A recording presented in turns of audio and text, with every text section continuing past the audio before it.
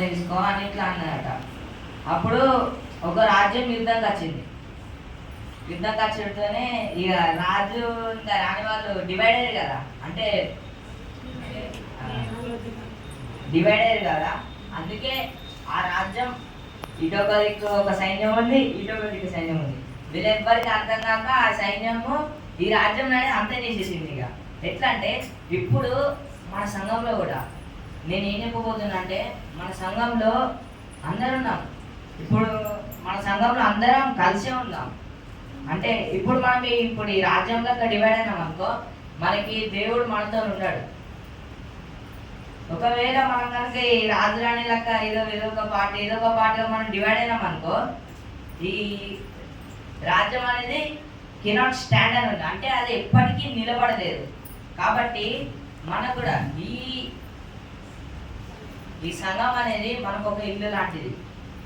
మరి 25 వర్స్ అయితే, and if A house is divided against itself, that house will not be able to stand. అంటే ఒక ఇల్లు నిలబడలేకపోతే ఆ ఇల్లులోని వారే సరిగ్గా లేకపోవడం వల్లనే ఆ ఇల్లు నిలబడలేకపోతుంది. అంటే ఇప్పుడు నేను ఏం చెప్పబోతున్నా అంటే, ఈ సంఘంలో మనం అందరం ఒకరితో ఒకరు మంచిగా ఉండాలి. నైట్ ప్రేయర్స్ కూడా బాగా తక్కువ మంది వస్తారు, ఎందుకో నాకు తెలియదు, కానీ నైట్ ప్రేయర్స్లో బాగా తక్కువ మంది వస్తారు. కాకపోతే అందరు వచ్చేటట్టు మీరు చూడండి, ఓకేనా? ఇప్పుడు మాథ్యూ చాప్టర్ మత్తయి సువార్త 22వ అధ్యాయం 32వ వచనం. ఇది నాకు బాగా నచ్చింది. నేను ఇంగ్లీష్ చదువుతాను, నాకు రాదు.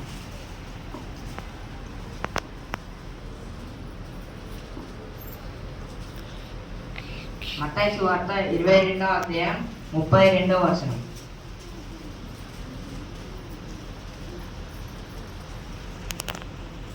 నేను అబ్రహాము దేవుడను, ఇస్సాకు దేవుడను, యాకోబు దేవుడనై ఉన్నానని దేవుడు మీతో చెప్పిన మాట మీరు చదవలేదా? ఆయన సజీవులకే దేవుడునని మృతులకు దేవుడు కాడని వారితో చెప్పాను. ఆమేన్.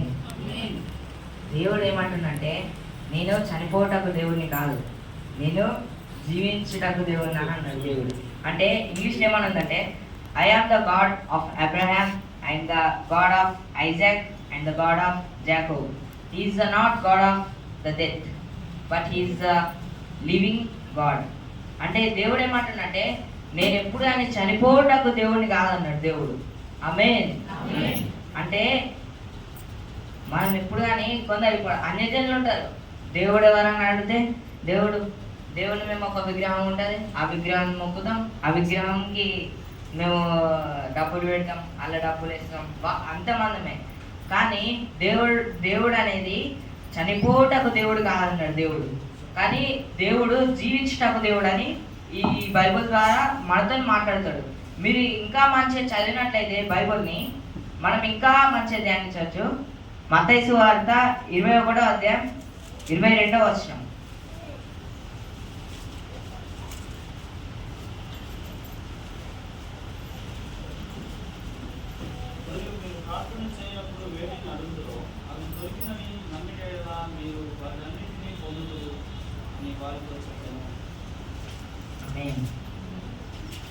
Whatever you ask in prayer, you will receive if you have faith. అంటే నువ్వు ప్రార్థనలో వేటినైతే కోరుతావో అది దేవుడు, నువ్వు ఒకవేళ నమ్మకం ఉంచి ప్రార్థన చేసినావు అనుకో, నీకు అది దొరుకును కాక అని అంటుండు దేవుడు. ఆమేన్. ఓకే, అందరూ ఇప్పుడు నాకు బాగా చెప్పరాదు, కానీ మాథ్యూ చాప్టర్ ఒకసారి 12 ఇస్తారా? 12 verse 33. Matthew chapter 12 verse 33. మత్తయి సువార్త 12వ అధ్యాయం 33వ వచనం.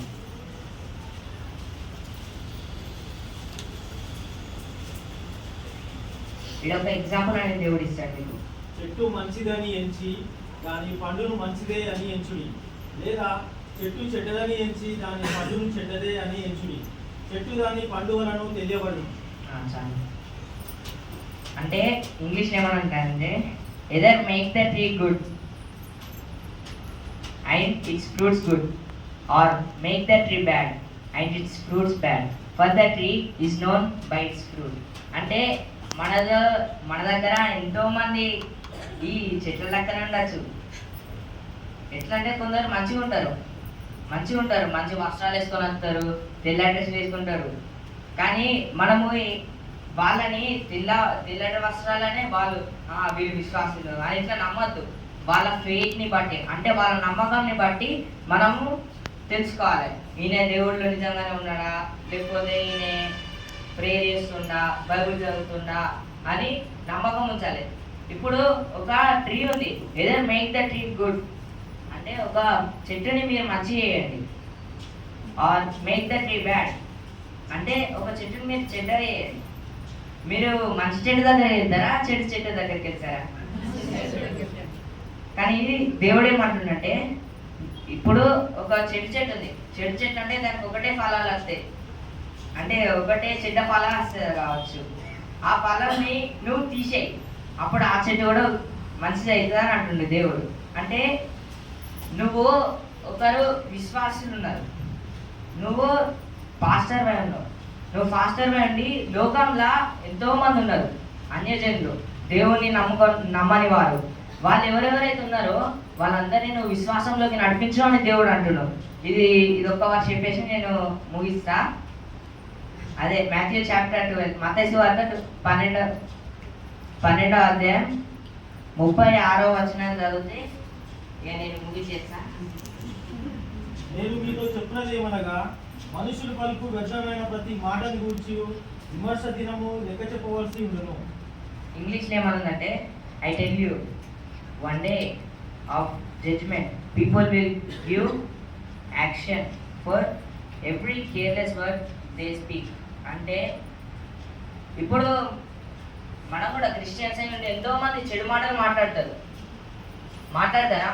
ఒప్పుకోవాలి, అందరూ మాట్లాడతారు. కాబట్టి అందరం ఇప్పుడు మాట్లాడతాం, కానీ ఇప్పుడు మనకి తెలియదు మనం ఏం చేస్తున్నాం, మనం ఏం తప్పులు చేస్తున్నామో తెలియదు.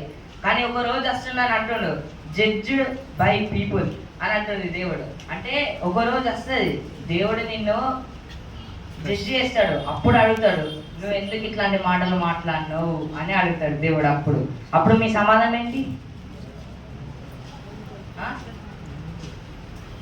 ఎవరైనా ఒకరు చెప్పగలరా? చెప్పలేదు. ఎందుకంటే దేవుడు ఎప్పుడు అని మనుషులను చేసేటప్పుడు ఫస్ట్ ఏమన్నాడంటే, దేవుడు ఈ లోకం ఎంతో ప్రేమించాను అన్నాడు. కానీ ఈ అన్యజనులు ఏమంటారు అంటే, నాకు విగ్రహమే కావాలి, నాకు ఏదద్దు, నాకు బొట్టు కావాలి, నాకు కమ్మలు కావాలి, నాకు బంగారం కావాలని అంటారు. కానీ దేవుడు ఏమంటుందంటే, నీ హృదయాన్ని నాకు ఇచ్చేయి, అదొకటే కాదు, నువ్వు సంఘంలో ఉండు, దేవుని వాక్యంని విను, దేవునిలో ఎదుగు, నువ్వు అంతే నాకు చాలు. దేవుడు ఏం చెప్పిండు తెలుసా? ఫస్ట్ మానవుడికి, నువ్వు ఏం చేసిరద్దు, నువ్వు సంఘంని స్థాపించకు, నువ్వు ఏం చేయకు. కానీ దేవుడు ఏమంటుండంటే, నువ్వు విశ్వాసం ఉంచి నాలో మారు మనసు చెందని అంటుండు దేవుడు. అంతే, నువ్వు ఏం బ్యాడ్ వర్డ్స్ మాట్లాడకు, నువ్వు ఏ చెడు పనులు చేయకని అంటుండు దేవుడు. అంతే. మనల్ని ఇంకేదైనా అడిగిందా? బంగారం ఏమని అడిగిందా దేవుడు? వజ్రాలు ఏమని అడిగిందా దేవుడు? లేకపోతే నీ ఆస్తులు ఏమని అడిగిందా దేవుడు? అందుకే ఒక మంచి పాట ఉంది, బంగారం అడగలేదు, వజ్రాలు అడగలేదు, హృదయాన్ని అడిగాడయ్యా. ఆస్తులను అడగలేదు, అంతస్తులు అడగలేదు, హృదయాన్ని అడిగాడయ్యా. మనుషులను చేశాడయ్యా, ఈ లోకానికి ఇచ్చాడయ్యా. నీ వద్దకే రాలేదని నా కోసం వచ్చాడయ్యా. మనుషులను చేశాడయ్యా, ఈ లోకానికి ఇచ్చాడయ్యా. నీ వద్దకే రాలేదని నా కోసం వచ్చాడయ్యా. నా యేసయ్యా, నా యేసయ్యా, నా యేసయ్యా, నా యేసయ్యా, నా యేసయ్యా, నా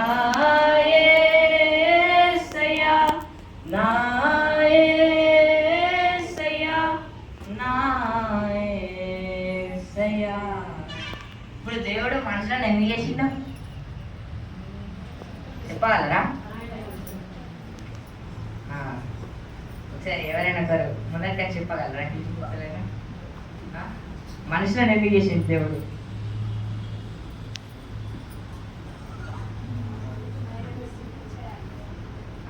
ఆయనను స్థుతించడానికి, ఆయనను ఆరాధించడానికి దేవుడు చేసిండు. ఇంకా ఎందుకు చేసిండో తెలుసా? ఇంకా ఎవరైనా చెప్పగలరా? ఇంకా వేటి కోసం చేసిండు దేవుడు? ఆయన సువార్తను ప్రకటించడానికి దేవుడు చేసిండు. అంటే ఇప్పుడు పాస్టర్గా అని కాదు, నేను ఇప్పుడు ఏమైనా పాస్టర్నా చెప్పడానికి? నేను ఇప్పుడు ఏదైనా ఈ సంఘంని ఏదైనా పరిపాలిస్తున్నా రాజ్యం లెక్క? కానీ దేవుడు ఏమంటుందంటే మీరు బైబుల్ చదవండి ఫస్ట్. నేను అంటే దేవుడు ఏమంటుందంటే మనకి చదవచ్చిందనుకో దేవుడు మనతోని బైబుల్ ద్వారా మాట్లాడతాడు. ఒకవేళ మనకి చదువు రాలేదనుకో దేవుడు దర్శనం ద్వారా మాట్లాడతాడు. ఒకవేళ మనకి కూడా కళలో ఒకవేళ రాలేదనుకో దేవుడే స్వయంగా మాట్లాడతాడు. అప్పటి కాలంలో ఎవరైనా చదివిందా? యాకోబు చదివిందా? యోహాన్ చదివిందా? ఎవ్వరు చదవలే. కానీ వాళ్ళకి ఎట్లా ఈ బైబిల్ ఎట్లా రాసిరు వాళ్ళు? దేవుడు వాళ్ళకి ఇచ్చిన జ్ఞానం ద్వారా వాళ్ళు ఈ బైబిల్ అనేది రాసిరు. ఒకవేళ ఈ బైబిలే లేకపోతే ఇప్పుడు మనం ఇట్లా ఉండదమ్మా?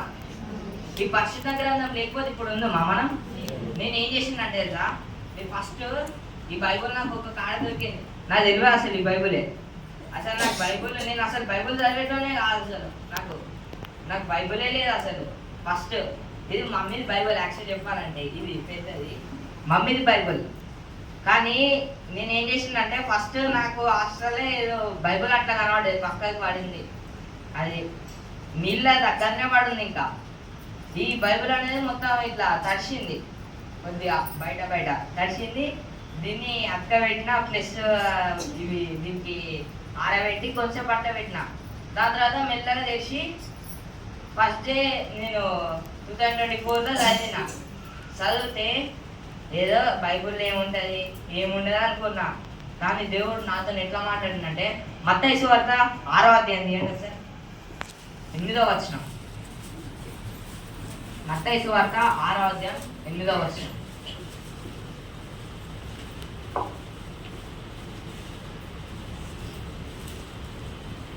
6వ అధ్యాయం 8వ వచనం. మీరు మీ తండ్రిని అడగక మునుపే మీకు అక్కరగా ఉన్నవేవో ఆయనకు తెలియను. అంతేకాదు, ఇంగ్లీష్లో ఏమందంటే do not be like them, నువ్వు వారిలా కొండకు, ఫర్ యువర్ ఫాదర్ నో, అంటే దేవుడికి తెలుసు what you need before you ask him. నీకు ఏదైతే అవసరం ఉన్నాయో అది దేవుడు నీ కొరకు ముందే సిద్ధపరుచున్నాడు అని దేవుడు అంటున్నాడు. అందరూ ఒకసారి హల్లెలూయా చెప్పండి. అంటే ఇప్పుడు దేవుడికి మనకి ఏం కావాలి? కొందరు అంటే అన్యజనులు అనుకుంటారు నాకు డబ్బు ఉంటే సరిపోతుంది, నాకు బంగారం ఉంటే సరిపోతుంది, ఆస్తులు ఉంటే సరిపోతుంది అని అనుకుంటాడు, ఆరోగ్యం ఉంటే సరిపోతుంది అని అనుకుంటారు. కానీ ఒక రోజు వస్తుంది. ఇవాళ మాథ్యూ చాప్టర్ ఇది లాస్ట్లో కూడా మాథ్యూ చాప్టర్ 12:36 కూడా మనం చేస్తున్నాం. దేవుడు మనల్ని జడ్జి చేస్తాడు, అంటే అడుగుతాడు, తీర్పు ఆడ చేస్తాడు దేవుడు. అప్పుడు దేవుడు అంటాడు నువ్వు ఈ భూమి మనల్ని మనడు, మనకేం శిక్ష ఉన్నది? మనకేమైనా శిక్ష ఉంటుంది అక్కడ? మనకేముండదు. మన సంఘంలో పాస్టర్ గారికి ఉంటుంది శిక్ష. నువ్వేం చేసినావు? నువ్వు పాస్టర్ గారు ఉండి ఎవరైనా ఒక్కరైనా రక్షణలోకి మారుమనసు పడి రా, మనల్ని ఎవరేమన్నారు, కానీ మన పక్కన ఉన్న పాస్టర్ గారిని అంటారు. అందుకే అందరు ఎప్పుడు కానీ సంఘంలోకి వచ్చేటప్పుడు మన బట్టలు, మన ఆలోచన దృష్టి, అంటే ఇప్పుడు బైబిల్ చదవడం కానీ మనం ఏదైనా కానీ మనం ఎప్పుడు కానీ అవన్నీ పరిశుద్ధంగా ఉంచుకొని రావాలి. అంటే ఇప్పుడు దేవుడు మళ్ళీ నాతో ఈ మాటలో కూడా ఈసారి కూడా మాట్లాడింది దేవుడు. అది నాకు ఒకసారి ఫీవర్ వచ్చింది. ఫీవర్ వస్తే నేను ఏదో నాకు బైబిల్ చదవబుద్ధి అయింది, బైబిల్ చదివిన. బైబిల్ చదివితే దేవుడు నాతో మాట్లాడిండు. ఏమని మాట్లాడంటే, మార్కు సువార్త 11వ అధ్యాయం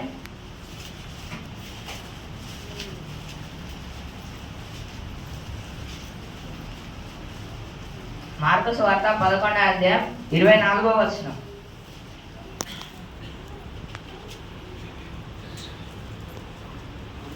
ప్రార్థన చేయనప్పుడు మీరు అడుగుతున్న వాటిని ఎలా పొంది ఉన్నామని నమ్ముడు. అప్పుడు అవి మీకు కలిగినని మీకు చెప్తున్నాను. ఇంగ్లీష్లో ఏమన్నదంటే, therefore I tell you, whatever you ask in prayer, believe that you have received it and it will be yours. అంటే దేవుడు ఏమంటున్నంటే, నువ్వు ప్రార్థన చేయి. ప్రార్థన చేయమని అడుగుతాను. నేనేమన్నా ప్రార్థన చేద్దాను అంటున్నానా? బైబుల్ చదువు. పొద్దున్న లేచి ఎవరు ఎంతమంది ప్రార్థన చేసారు చెప్పండి? చేతులు లేపండి ఒకసారి. ఎంతమంది ప్రార్థన చేసారు పొద్దున్న లేచి? ఎంతమంది బైబుల్ చదివారు?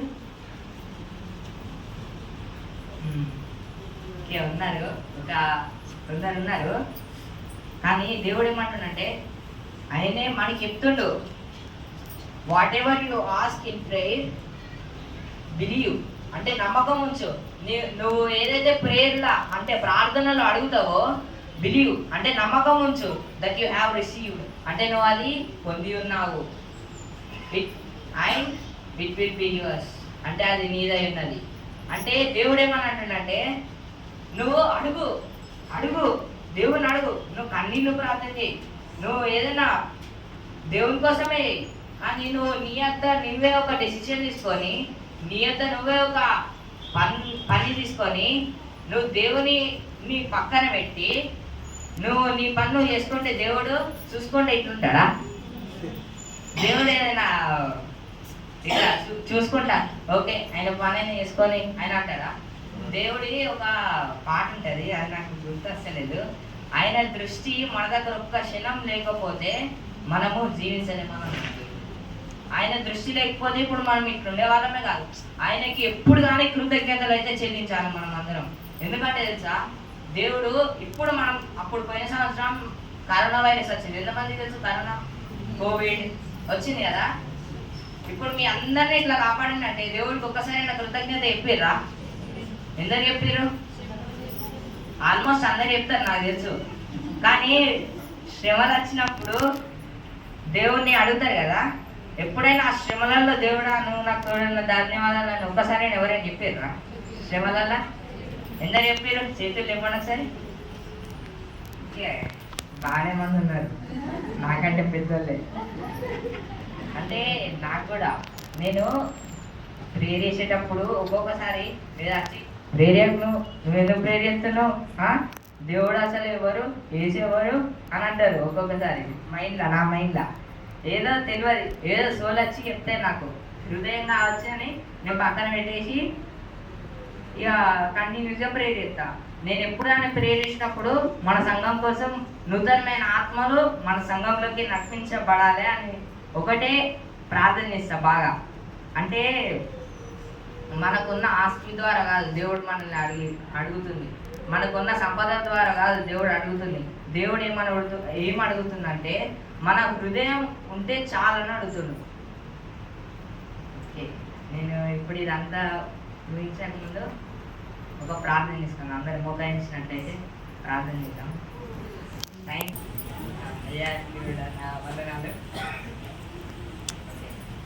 స్తోత్రం ప్రభాయ, స్తోత్రం తండ్రి, మహాపరిశుద్ధుడైన మా దేవ, గొప్ప తండ్రి, దయగల దేవానికి స్తోత్రం ప్రభాయ. నిత్యమేహో ఉన్నవాడ నీకు స్తోత్రం ప్రభాయ. అయ్యా మా వాక్యంలో నీటిలో నీకే తోడున్నావు ప్రభాయ, నీకు స్తోత్రం ప్రభాయ. ధన్యవాదాలు ప్రభాయ, నీకే స్తోత్రం ప్రభాయ. అయ్యా పొద్దున కాలం నుంచి సాయంత్రం వరకు మమ్మల్ని కాచి కాపాడాలి ప్రభాయ, నీకే స్తోత్రం ప్రభాయ. పొద్దున కాలం నుంచి మధ్యాహ్న కాలం వరకు మమ్మల్ని కాచి కాపాడడం నీకు వందనాలు ప్రభాయ. ఎంతో మందికి యాక్సిడెంట్స్ జరిగినాయి ప్రభాయ, నీకే స్తోత్రం ప్రభాయ. అయ్యా అందరూ ఒకసారి మొదలుపెట్టండి, దేవుడికి ప్రార్థన చేయండి. దేవుడి కోసం దేవుడిని మీరు అడగండి, దేవుడిని అడగండి ఒకసారి. అయ్యా నీకే స్తోత్రం ప్రభాయ, స్తోత్రం తండ్రి. అయ్యా అడగండి. అయ్యా ఎంతో మంది యాక్సిడెంట్స్ ద్వారా చనిపోతారు ప్రభా, ఇట్లా మేము ఇట్లా సజీవంగా అంటే నీ కృపనే ప్రభా. అయ్యా నీకే స్తోత్రం ప్రభా, నీకే స్తోత్రం ప్రభా. అయ్యా మహాగరుడ పరిశుద్ధుడా నీకే స్తోత్రం ప్రభా. నిత్యం అనవడానికే స్తోత్రం ప్రభా. అయ్యా నీకు స్తోత్రం ప్రభా. కీర్తన 23 ప్రభా, 6వ వచనం ప్రభా, లాస్ట్ వచనం ప్రభా, చిరకాలము యెహోవా మందిరంలో నేను నివాసము చేసేటట్టు మీ కృపను కాపుదలను దయచేయి ప్రభా. అయ్యా మొదటి నుంచి చివరి వరకు నీ సన్నిధిలో మేము నివాసం చేసేటట్టు మీ కృపను కాపుదలను దయచేయండి ప్రభా. నీకే స్తోత్రం ప్రభా. ఇక్కడ మేము ఇట్లున్నామంటే అయ్యా నీ కృపనే ప్రభా. ఎంతో మంది ఉన్నారు ప్రభా, అన్యజనులు ఉన్నారు ప్రభా. అయ్యా నేను నమ్మని వారు ఉన్నారు ప్రభా. అయ్యా వాళ్ళందరినీ నీలోకి నడిపించండి ప్రభా. నీకే స్తోత్రం ప్రభా. అయ్యా నీవే ప్రభా నిజమైన దేవుడు ప్రభా. అయ్యా నీవు తప్ప నాకు ఈ లోకంలో ఎవరు లేరని ప్రార్థించండి. అయ్యా నీవు తప్ప నాకు ఈ లోకంలో చోటే లేదని ప్రార్థించండి ప్రభా. నీకే స్తోత్రం ప్రభా. అయ్యా నీవే ప్రభా పరిశుద్ధమైన దేవుడు ప్రభా. అయ్యా నీవే ప్రభా యేసు అన్నవాడు ప్రభా. నీకే స్తోత్రం ప్రభా. అయ్యా ఇప్పుడు మేము ఇంటున్నామంటే నీకు ధన్యవాదాలు ప్రభా. మంచి ఆరోగ్యాన్ని దయచేశారు ప్రభా. నీకే స్తోత్రం ప్రభా. అయ్యా కొత్త సంవత్సరంలో మీరే మా తోడున్నారు ప్రభా. అయ్యా నీకే స్తోత్రం ప్రభా. అయ్యా స్తోత్రం తండ్రి. అయ్యా నీకే స్తోత్రం ప్రభా. కన్నీటి ప్రార్థన చేయండి అందరూ, ఎందుకంటే దేవుడు మీ ప్రార్థన ఆలకించున్నాడు అని బైబిల్లో. అయ్యా నీకే స్తోత్రం ప్రభా. అయ్యా మా ప్రార్థన ఆలకించండి ప్రభు. అయ్యా నీకే స్తోత్రం ప్రభు. ఇక్కడ ఎంతో మంది ఉన్నారు ప్రభా. అయ్యా వీళ్ళందరినీ తీర్చిన ప్రభా. ఎంతో అప్పులు ఉంటాయి ప్రభా, ఎంతో కొత్తలు ఉంటాయి ప్రభా.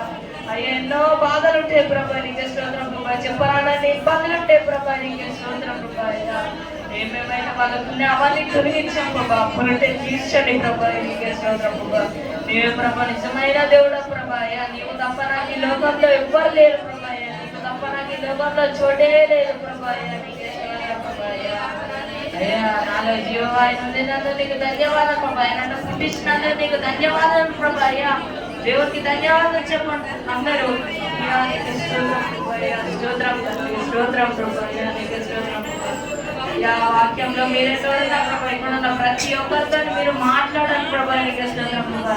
అయ్యా అక్కడ ఆఫ్రికా దేశం కోసం కూడా మేము ప్రార్థన చేస్తున్నాం ప్రభా. నీకు స్తోత్రం ప్రభా. అక్కడ ఉన్న ప్రతి ఒక్క సేవకుని మీరు యేసు నామంలో దీవించండి ప్రభా, ఆశీర్వదించండి ప్రభా. నీకే స్తోత్రం ప్రభా.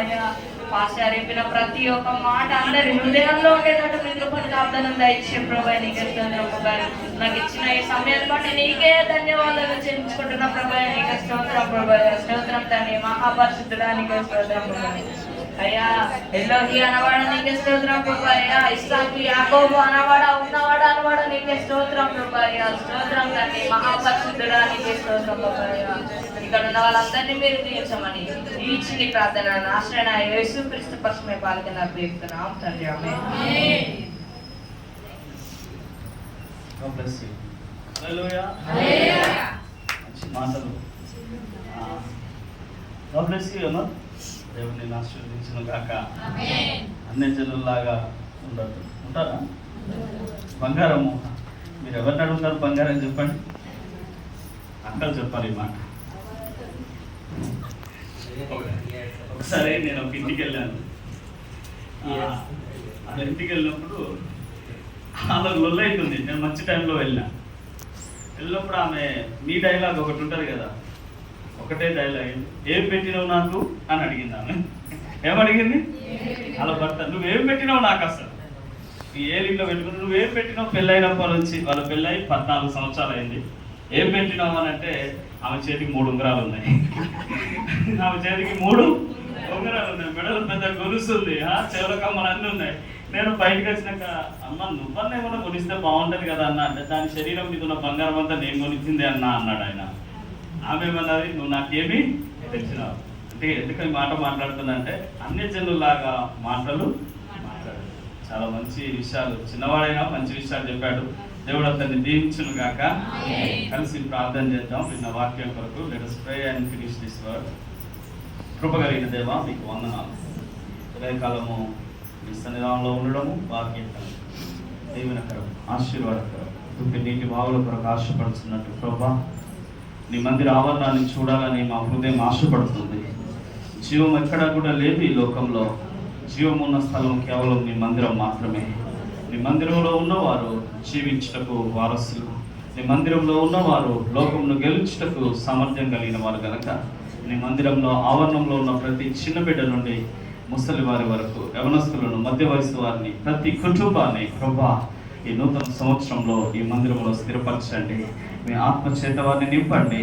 మీ సమాధానం వారి హృదయాల్లో ఉండును గాక. పెట్టుకుని వాక్యాన్ని మేము ధ్యానించిన ప్రకారము అది పూర్వకాలపు సంగతులను మేము జ్ఞాపకం చేసుకున్నాం ప్రభా. ప్రతిసారి గడిచిన 2023-24 సంవత్సరాల్లో మేము ఈ రకంగా ఈ స్థితిలో ఉన్నామంటే అది కేవలం నీ బాహుబలమై మమ్మల్ని తోడుకొని వచ్చింది. అలనాడు మా పితరులను ఏ రీతిగా పగలు మేఘస్తంభమై రాత్రి అగ్నిస్తంభమై అయా ఆ యాత్ర సంబంధమైన జీవితంలో నువ్వు సమకూర్చి పోషించావో ఈ 2025లో మమ్మల్ని సమకూర్చండి ప్రభా, మమ్మల్ని పోషించండి. నిన్ను గురించిన ధ్యానము మా హృదయములకు ఇంపైనదిగా ఉండడానికి సహాయం దయచేయండి. ఒడంబడికి కలిగిన జీవితాలుగా, నిబంధన మందసాన్ని మోసే జీవితాలుగా మా జీవితాలు ఉండి, ఇదిగో ఏ బండ నుండి మేము చెక్కబడ్డామో, క్రీస్తు యేసు వలన ఏ గుంట నుండి మేము తీయబడ్డామో ఆ స్థితిగతులను మర్చిపోకుండా కృతజ్ఞత కలిగి ఉండే కృప మాకు దయచేయండి. అయ్యా నీకు స్తోత్రములు. నీ మందిర ఆవరణంలో మా కుటుంబాలు వర్ధిల్లును గాక, నీ మందిర ఆవరణంలో మా యొక్క పరిస్థితులు మార్చబడును గాక. నీ సమాధానము మా జీవితాల్లో, నీ సమాధానము మా పరిచర్యలలో, నీ సమాధానం మా కుటుంబ జీవితాలలో, నీ సమాధానం మా వ్యాపార ఉద్యోగాలలో, నీ సమాధానం మా కుటుంబాలలో మీరు అనుగ్రహించండి. మీకే వందనాలు చెల్లిస్తూ సహాయం అనుగ్రహించమని, ఇదిగో నీ వాక్యం విన్న ప్రతి ఒక్కరిని నీ ఆత్మచేత నింపి నీ సమాధానం వారి హృదయాల్లో ఉంచి రాబోతున్నాం సోమవారం నుండి మరి యొక్క శుక్రవారము, శనివారం, ఆదివారం వరకు అన్ని విషయాల్లో బిడ్డలు మీరు పరిపూర్ణులుగా మార్చి ప్రతి కీడు నుండి వారిని తప్పించి నీ సమాధానం చేత వారిని నిర్మించమని యేసుక్రీస్తు నామంలో ప్రార్థిస్తుంటున్నాము తండ్రి. ఆమేన్. లేచి నిలబడి కానుకలు సమర్పిద్దాం.